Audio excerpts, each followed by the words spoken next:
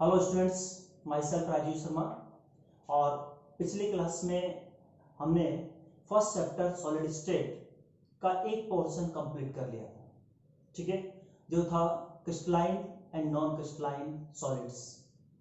ठीक है, उसमें हमने क्रिस्टलाइन सॉलिड्स के टाइप्स पढ़े थे, molecular solids, ionic solids, covalent solids और मेटेलिक सॉलिड्स। इनके बारे में हमने स्टडी की थी। ठीक है, ये एक पार्ट था आपके सॉलिड स्टेट वाले चैप्टर का। क्लियर है? आज मैं उसी पार्ट पे, उसी भाग पे क्वेश्चंस की बात कर रहा हूं। तो सम इंपॉर्टेंट क्वेश्चंस जो एग्जाम में जनरली पूछे जाते हैं। ठीक है, तो कुछ क्वेश्चन ऐसे हैं जिनको मैं ऑलरेडी आपको बता चुका हूं, लेकिन आज वापस से मैं रिपीट कर रहा हूं, तो आप उसको ध्यान दें। तो मेरा जो फर्स्ट क्वेश्चन है वो है, why glass is a super कोल्डेड liquid. Why glass is super कोल्डेड liquid. Glass एक अतिशीतित द्रव होता है। ग्लास एक अतिशीतित द्रव होता है, क्यों? इसका रीजन बताना है। मैंने आपको बताया था पढ़ाते समय, because glass has tendency to flow like liquids. Because glass has tendency to flow like liquids, so it is called supercooled liquids. So it is called supercooled liquids. क्योंकि गिलास में द्रव के समान बहने की प्रवृत्ति पाई जाती है। क्योंकि गिलास में द्रव के समान बहने की प्रवृत्ति पाई जाती है, इसलिए हम गिलास यानी कांच को अतिशीतित द्रव कहते हैं। ये मेरा जो फर्स्ट क्वेश्चन है उसका आंसर है। क्लियर हुआ बच्चों? Second question, write 4 differences between crystalline and non-crystalline solids.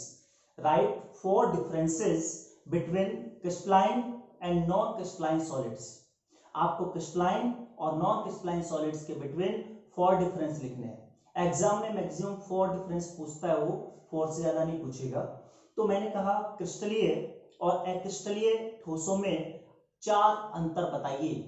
तो पहला अंतर मैंने आपको बताया था, पहले इंग्लिश में सुन लें।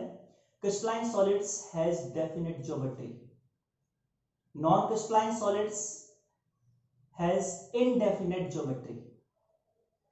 इन crystalline solids constant particles arranged in regular arrangement, यानी constant particles has regular arrangement, but in non crystalline solids constant particles has not regular arrangement. Second difference हो गया। थर्ड डिफरेंस की बात करें, इन क्रिस्टलाइन सॉलिड्स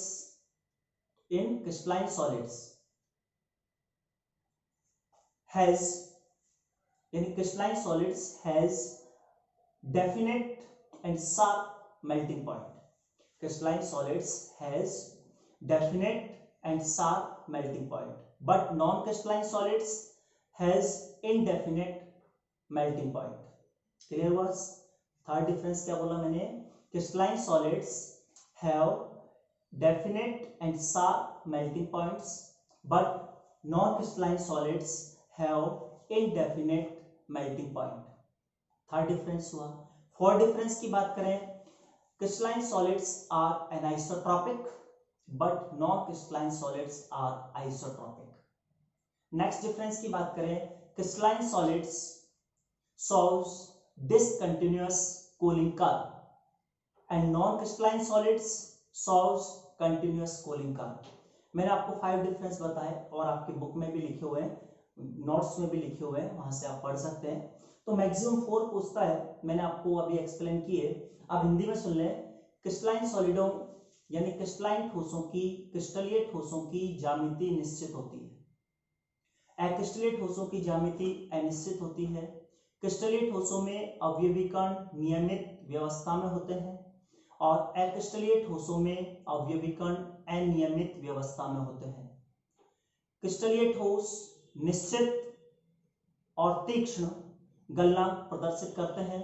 अक्रिस्टलीय ठोस अनिश्चित गलनांक प्रदर्शित करते हैं। क्रिस्टलीय ठोस विषमदैशिक होते हैं, जबकि अक्रिस्टलीय ठोस समदैशिक होते हैं। ठीक है, क्रिस्टलीय ठोस असतत शीतलन वक्र प्रदर्शित करते हैं और अक्रिस्टलीय ठोस सतत शीतलन वक्र प्रदर्शित करते हैं। ये मेरा सेकंड क्वेश्चन का आंसर है। क्लियर हो गए होंगे ऊपर के दोनों क्वेश्चन। अब मैं थर्ड क्वेश्चन की बात करने जा रहा हूं। थर्ड क्वेश्चन क्या है, ये आपने नहीं किया है, ध्यान दें। Classify the followings in crystalline and non crystalline solids.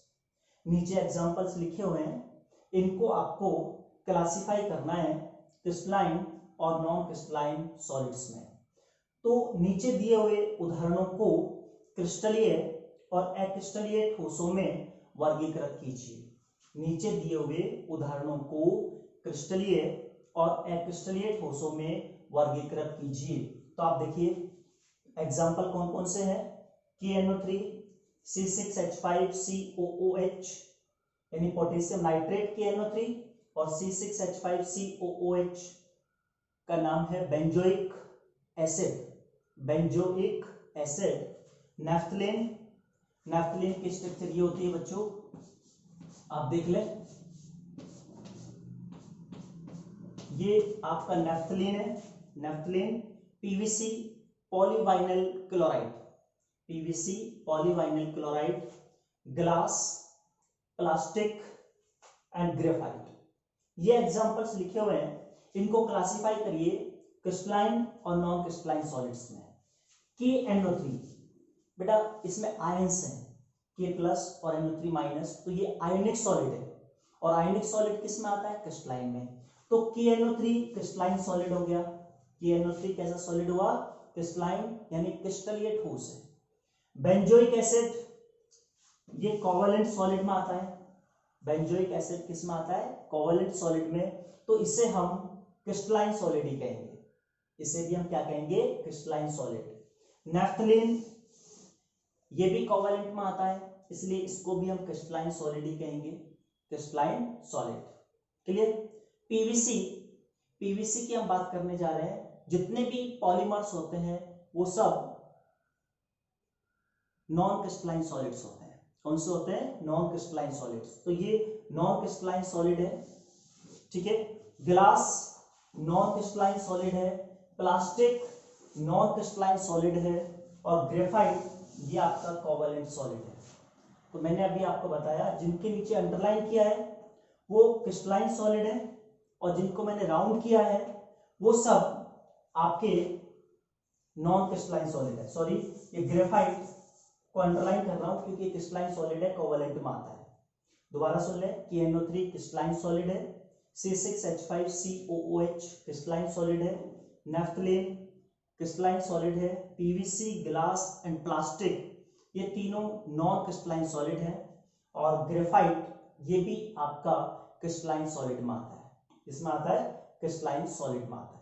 Clear हुआ बच्चों। KNO3, C6H5COOH, नेफ्थलीन और ग्रेफाइट ये क्रिस्टलीय ठोस हैं। कैसे हैं, क्रिस्टलीय।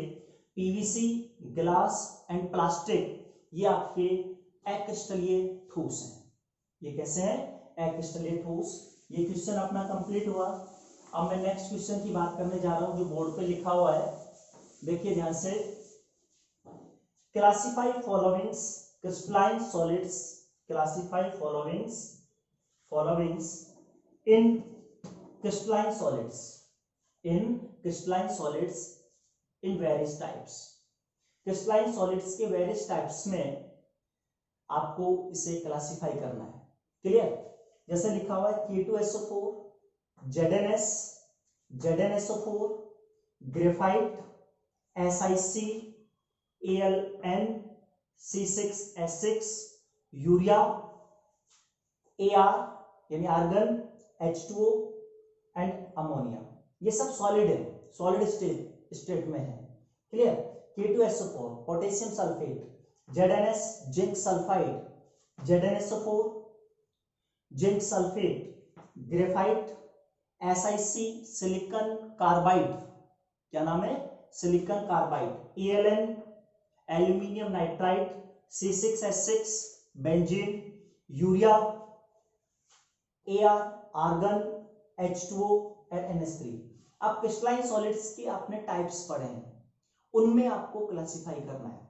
क्रिस्टलीय ठोसों, निम्न क्रिस्टलीय ठोसों को, सारे क्रिस्टलीय ठोस हैं, सारे क्या है क्रिस्टलीय ठोस हैं, इन ठोसों को वेरियस टाइप्स में आपको क्लासिफाई करना है, अलग अलग प्रकार में इनको वर्गीकृत करना है। अब K2SO4 है बेटा, यहाँ K प्लस और SO4 2 माइनस आयंस है, तो ये आयनिक सॉलिड है। कौन सा है? Ionic solid. ZnS में भी आयंस है, तो Zn2 plus and S2 minus, तो ये भी आयनिक सॉलिड हो गया। ठीक है, ZnSO4, Zn2 plus SO4 2 minus, ये भी आयंस हो गए, तो ये भी आयनिक सॉलिड है। फर्स्ट 3 जो आप देख रहे हैं ये आपके आयनिक सॉलिड्स हैं। कौन से सॉलिड्स हैं? आयनिक सॉलिड्स हैं। अब ग्रेफाइट, SiC और aluminium nitride, graphite, SiC, aluminium nitride, ये जो लिखे हुए हैं तीनों, ये तीनों कोवैलेंट सॉलिड हैं, यानी सहसंयोजक ठोस हैं। ग्रेफाइट, SiC, Al, तीनों की सहसंयोजक ठोस हैं, कोवैलेंट सॉलिड है। क्लियर? जबकि C6H6 urea argon, C6H6 urea argon, ये नॉन पोलर मॉलिक्यूलर सॉलिड है। C6H6 यूरिया एंड आर्गन, ये नॉन पोलर मॉलिक्यूलर सॉलिड हैं, ये आपको ध्यान रखना है। क्लियर?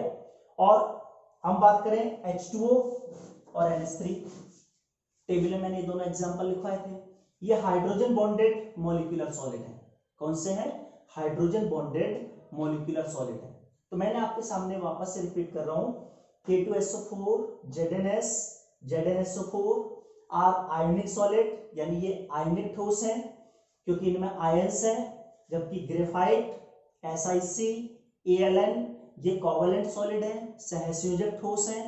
जबकि C6H6 यूरिया एंड आर्गन, ये आपके नॉन पोलर मॉलिक्यूलर सॉलिड है, यानी अध्रुवीय आणविक ठोस हैं। H2O, NH3, ये आपके हाइड्रोजन बॉन्डेड मॉलिक्यूलर सॉलिड है, हाइड्रोजन बंधयुक्त आणविक ठोस हैं। अगर एग्जांपल में HCl और SO2 भी होता तो आप HCl और SO2 को पोलर मॉलिक्यूलर सॉलिड कहते हैं, पोलर मॉलिक्यूलर सॉलिड कहते हैं, यानी ध्रुवीय आणविक ठोस हैं। ये दोनों कैसे हैं? ध्रुवीय आणविक ठोस। ये मैंने 4 क्वेश्चन कराए, ये चारों क्वेश्चन आपको शायद समझ में आ गए होंगे कि कौन सा किस प्रकार का क्रिस्टलाइन सॉलिड है। क्लियर हो गया? अब मैं क्वेश्चन नंबर 5 की बात कर रहा हूं। Question number 5। अब 5 क्वेश्चन क्या है कि ionic solids are bad conductor in solid state and good conductor in molten and solution state. Ionic solids are bad conductor in solid state and good conductor in molten and solution state. यानी आयनिक ठोस ठोस अवस्था में विद्युत के कुचालक होते हैं, जबकि दोबारा सुन लें क्वेश्चन, आयनिक ठोस ठोस अवस्था में विद्युत के कुचालक होते हैं, जबकि गलित और विलयन की अवस्था में वे विद्युत के सुचालक होते हैं। आयनिक ठोस ठोस अवस्था में विद्युत के कुचालक और गलित और विलयन की अवस्था में विद्युत के सुचालक होते हैं। क्यों? इसका आंसर सुन ले पहले इंग्लिश में। Because in solid state there is no free movement of ions. Because in solid state there is no free movement of ions, thus in solid state ionic solids are bad conductor, but in molten and solution state there is free movement of ions are present, there is free movement of ions are present. So in molten and solution state these are good conductor of electricity. तो ध्यान से सुनिए, ठोस अवस्था में ions मुक्त रूप से गति नहीं कर पाते हैं, इसलिए आयनिक ठोस ठोस अवस्था में विद्युत के कुचालक होते हैं, जबकि गलित अवस्था में या विलयन की अवस्था में इनमें आयनों का स्वतंत्र गमन होता है, यानी गलित अवस्था में या विलयन की अवस्था में आयन मुक्त रूप से गति करते हैं, और जब आयन मुक्त रूप से गति करेंगे तो ये गलित अवस्था में या विलयन की अवस्था में विद्युत के सुचालक हो जाएंगे। तो आयनों का यदि मुक्त गमन पाया जाए, स्वतंत्र गति पाई जाए, अगर आयनों की स्वतंत्र गति प्रेजेंट है तो आयनिक ठोस विद्युत के कुचालक होंगे। आयनों की स्वतंत्र गति एब्सेंट है, अनुपस्थित है, तो आयनिक ठोस विद्युत के कुचालक होंगे। तो ठोस अवस्था में आयनों की स्वतंत्र गति मुक्त गति नहीं पाई जाती, इसलिए वो विद्युत के कुचालक है। जबकि विलयन की अवस्था में या गलित अवस्था में आयनों की मुक्त गति पाई जाती है, इसलिए आयनिक ठोस विद्युत के सुचालक होते हैं। क्लियर हो गया? इंग्लिश में दोबारा से रिपीट कर रहा हूं। इन solid state there is no free movement of ions, so in solid state ionic solids are bad conductor of electricity, but in liquid and molten state ionic solids are good conductor of electricity due to presence of free movement of ions, due to presence of free movement of ions। Clear हो गया? ये मेरा 5th number question था। अब मैं 6th number question की बात करता हूं। Question number 6, metallic solids are good conductor in solid state as well as in molten state। metallic solids are good conductor in solid state as well as in molten state। metallic solids यानी धात्विक ठोस अवस्था में और गलित अवस्था में विद्युत के सुचालक होते हैं। कोई सी भी अवस्था ले लें, ये विद्युत के सुचालक होंगे धात्विक ठोस। क्यों होगा? यहाँ पे आयनिक सॉलिड्स में हमने बात की free movement of ions, free movement of ions. यहां पे हम बात करेंगे फ्री मूवमेंट ऑफ इलेक्ट्रॉन्स। तो in metallic solids, in solid state and in molten state, free movement of electrons, free movement of electrons are present, so these are good conductor of electricity in solid state as well as in molten state। क्योंकि धात्विक ठोसों में चाहे ठोस अवस्था हो या गलित अवस्था हो, दोनों ही अवस्थाओं में इलेक्ट्रॉन मुक्त रूप से गति करते हैं, इसलिए धात्विक ठोस अवस्था में और गलित अवस्था में विद्युत के सुचालक होते हैं। ये क्वेश्चन जो मैंने अभी आपको कराए, जनरली बेटा ये एग्जाम में पूछे जाते हैं। ये जो क्वेश्चन अभी आपने किए हैं जनरली ये एग्जाम में पूछे जाते हैं, और इनको आप अच्छी तरह अपने स्टडी कर लें। यही क्वेश्चन आते हैं एग्जाम में इस पार्ट में से, इनको अच्छी तरह तैयार कीजिए। आपसे पूछे why solids are rigid, why solids are hard, तो रीजन क्या है? Because attraction force is higher than repulsion force, because attraction force are higher than repulsion force. Attraction force repulsion force से हायर होगा तो इनकी जो ज्योमेट्री है वो भी डेफिनेट हो जाएगी। क्लियर है? रिजिड हार्ड हो जाएंगे, ये कैसे हो जाएंगे? हार्ड हो जाएंगे, रिजिड हो जाएंगे। तो रीजन मैंने आपको बताया, क्वेश्चंस हैं, इंपॉर्टेंट क्वेश्चन है, एग्जाम में पूछे जाते हैं। ठीक है, तो ये आज का जो टॉपिक है बहुत इंपॉर्टेंट क्वेश्चंस का था, जो आपको समझ में आ गया होगा। क्लियर है? अगर बच्चों आपको मेरे सारे वीडियोस भी देखने हैं तो आप मेरे चैनल को लाइक करें, सब्सक्राइब करें, कमेंट करें, तो इजीली आप मेरे सारे वीडियोस देख पाएंगे। ठीक है, वैसे एक एक वीडियो आपके सामने आ ही रहा है, तो सब्सक्राइब करना जरूरी है, ताकि आपके सामने मान लो कोई क्लास लेना भूल जाए तो आप उसको बाद में भी देख सकें। यूट्यूब चैनल पे जाके, मेरा यूट्यूब चैनल है chemistry concept by Rajiv Sharma के नाम से, वहां पे आप इनको देख सकते हैं। तो ये मेरा इंपॉर्टेंट टॉपिक था। अब मैं जो बात करूंगा कल नेक्स्ट क्लास में, वो होगा crystal lattice and unit cells. Crystal lattice second part आ रहा है इसका, crystal lattice and unit cell, वो कल हम स्टडी करेंगे। Thank you.